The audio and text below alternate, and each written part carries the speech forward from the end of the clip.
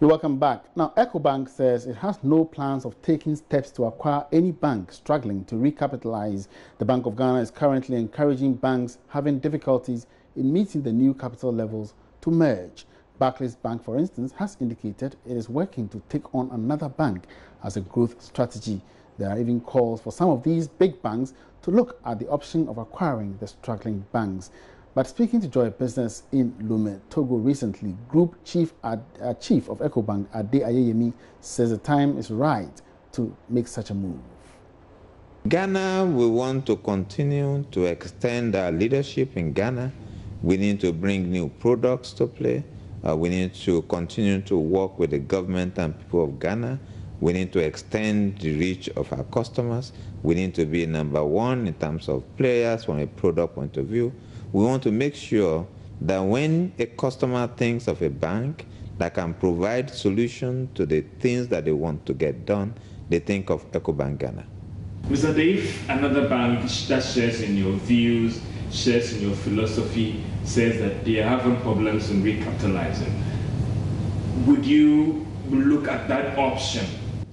You see, the way I always behave, when I go to a marketplace to compete, I go with an understanding that all the other competitors are capable competitors. I don't go to compete with that others are weak. I go to compete that others are equally strong. It will not be right of me, looking at all the players in the Ghanaian market, knowing some of their sponsors, for me to start making comments that assumes that they are weak. I don't do that. A large number of them are Africans that have the same quality that we have, the same passion and aspiration that we have. It is not nice for me to have a conversation that presumes some of my competitors are weak. I don't do that. And therefore, I believe that they will meet their regulatory obligation. Now, banking and financial analyst Dr. Richmond Etuahene is blaming the collapse of some local banks on the appointment of non-experienced board members and directors. According to him, Ghana's banking environment can be improved if managers adapt to a self-regulatory system and a good corporate governance structure. Dr. Etuahene made the assertion in a keynote address at the maiden Accra Speak series on the topic, Governance of the Banking Sector in Ghana. Is the central bank failing? Let's now cross over to the Kempinski Hotel here in Accra for more of that story. And I think that we all need to back the central bank because the new initiatives, the few ones I have seen them introduced. I think we should back them as an economy to really, really, really let the rules bite. Thank you very much.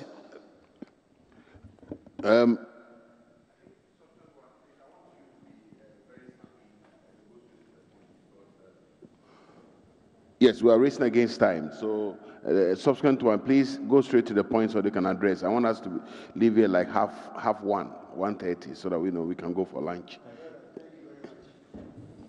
Thank you very much. When you talk about the global banks, you are regulated by your big brothers.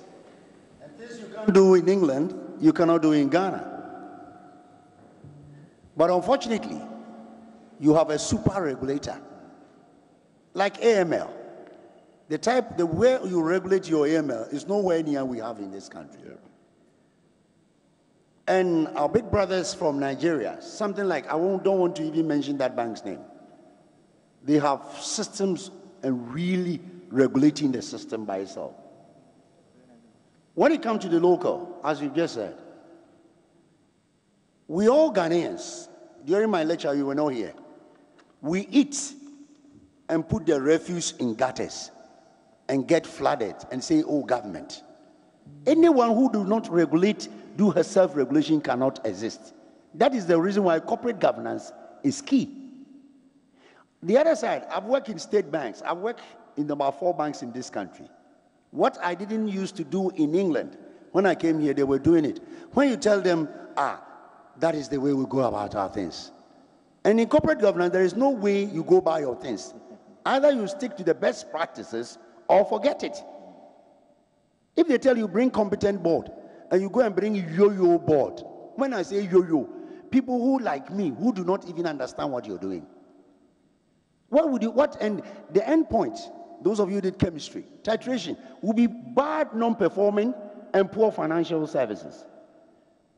When somebody was talking now, he said something. In Ghana at the moment, those even listed, there is one bank, maybe that stand clear. If you look at the figures he has presented over the last 3 years, immediately he goes there, I'm sure he will be oversubscribed. But let the same other banks go there, people won't buy it. So it's all about the governance. It's all about the governance. He's talking about regulation. In England, it's as tough as anything. Now, it is even becoming tougher. But what do we have? You commended Bank of Ghana.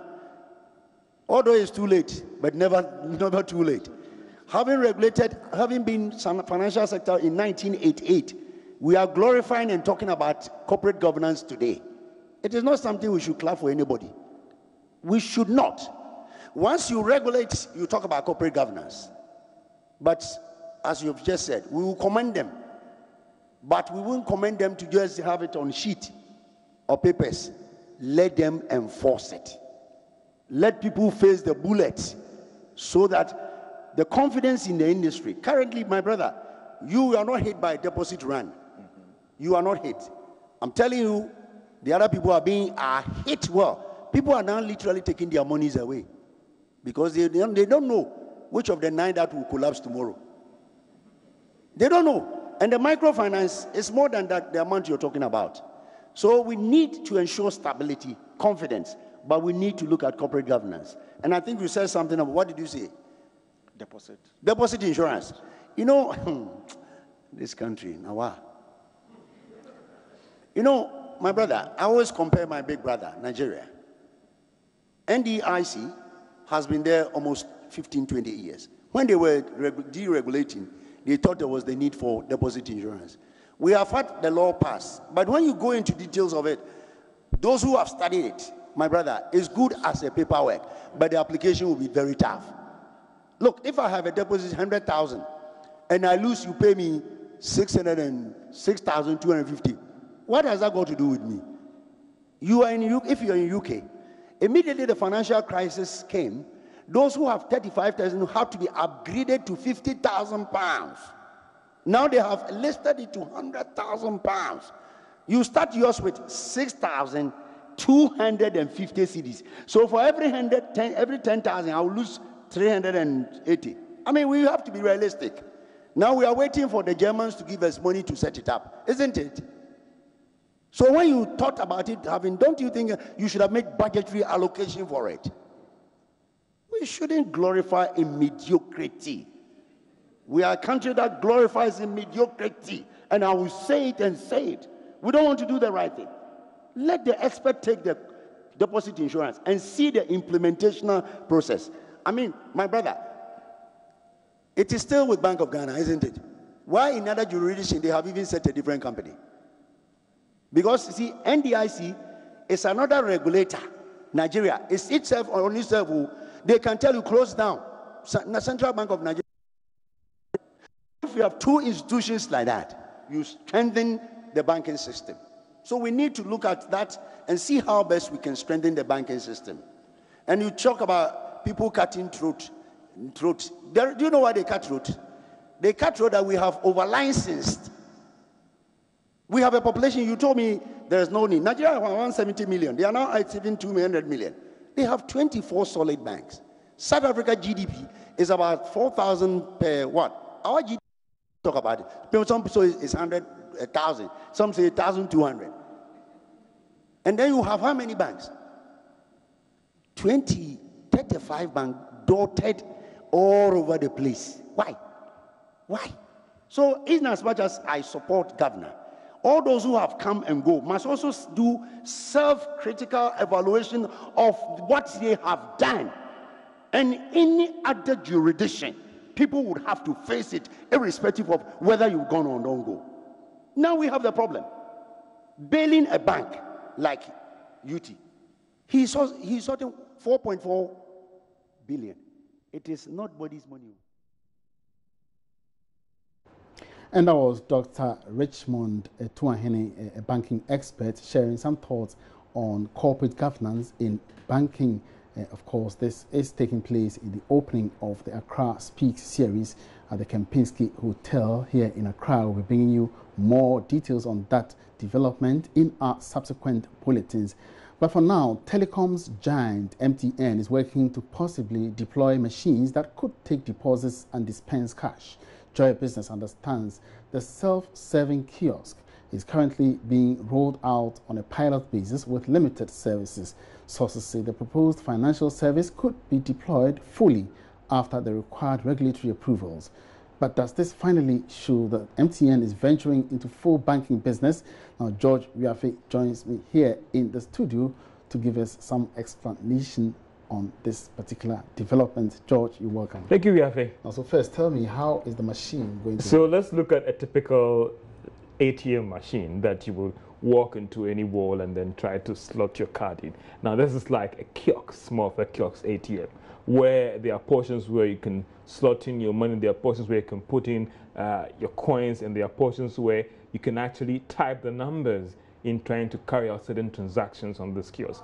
So let's see it as another form of an ATM dispensing machine that is painted yellow with the MTN inscription on it. And so that is what actually you're going to see. And for our screens there, you're having a view about how it is. So this is what MTN has actually deployed on the market, but this is on test run. So going to be, there's a selected locations where you can transact these services on Biafe. And that's what we are seeing the shots on our screens there to have a better idea about these self-service kiosks that MTN is planning to roll out.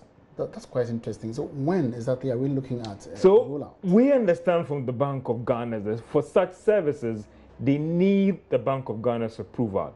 So with respect to the machine being able to dispense cash and put in money as part of its whole plan of bringing that mobile money transaction to your doorstep, so that even at 1 a.m. you can walk to that service station and transact that service. This is what this machine is going to do. But what we understand that because the Bank of Ghana hasn't given them the approval for that particular service, they are now just restricting it to buying credits, so you can walk into this machine, do the transaction, buy credits, and also change SIM cards and all this. For now, this is what this machine is doing.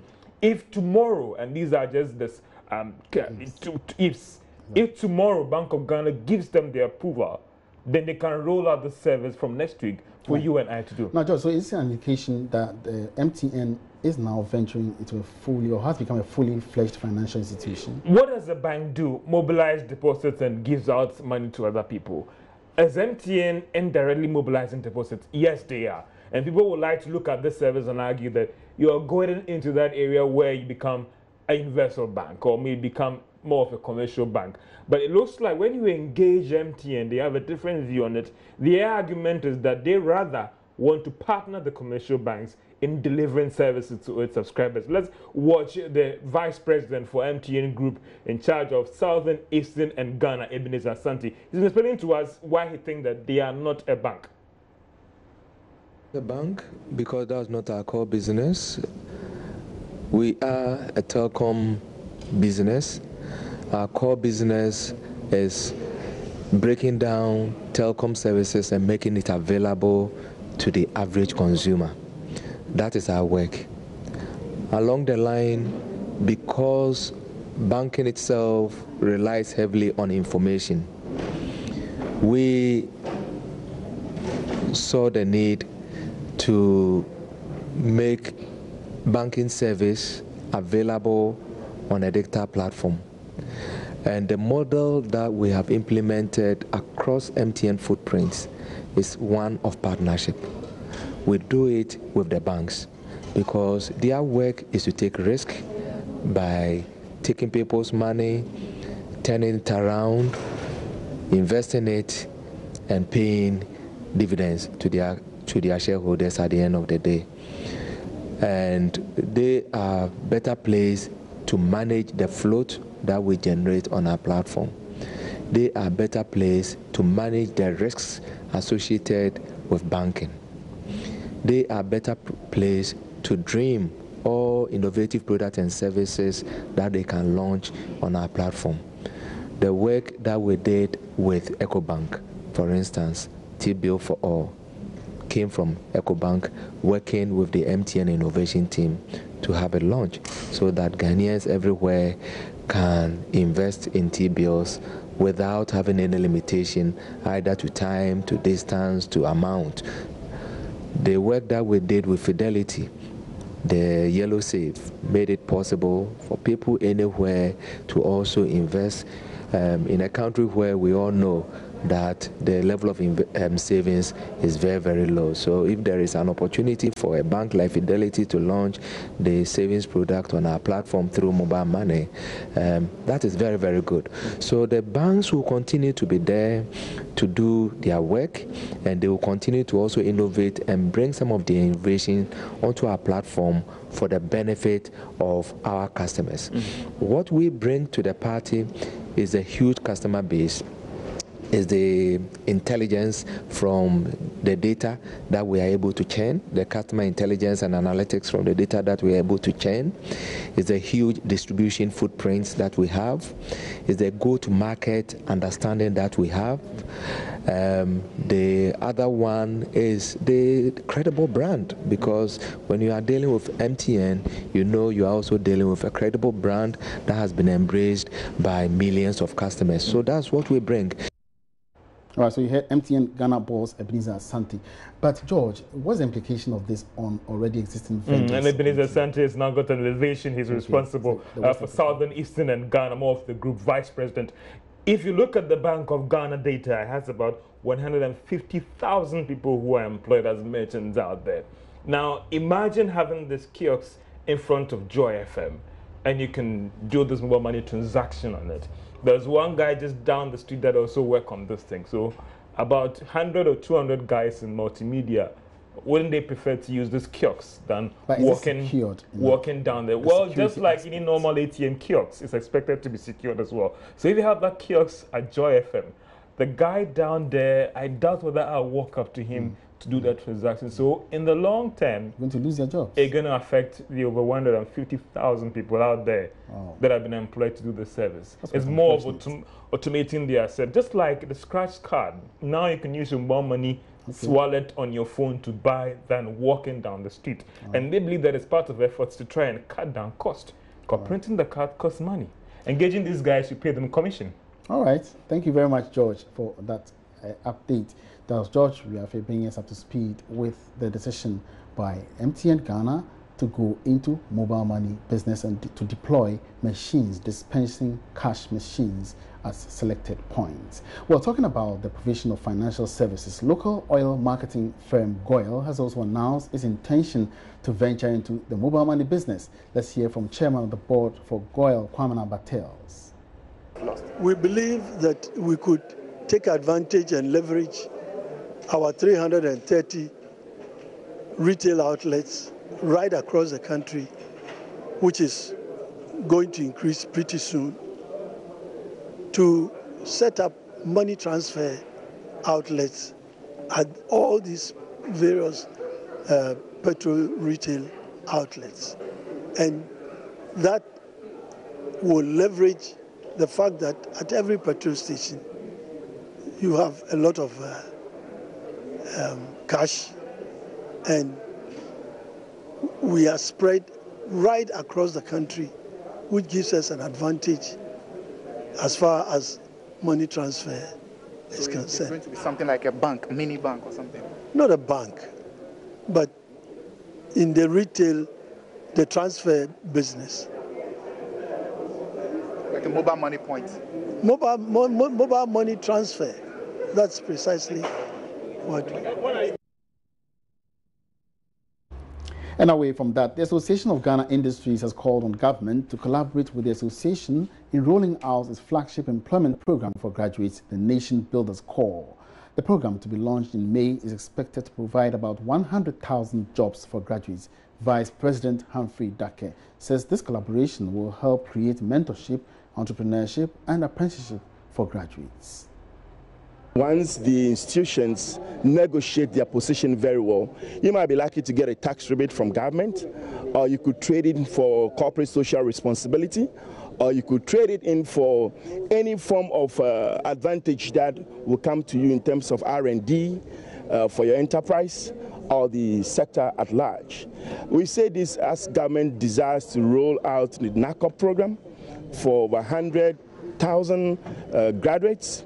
It's our belief that in the formation of this program, if government, I know government desires, and it's part of the program document that we've seen, they intend to engage most of the private sector bodies, and so that we could have some firm arrangement that will integrate the participants. Once you enter a program, you know, in the third, fourth year, I need to exit and do one of these internship, apprenticeship.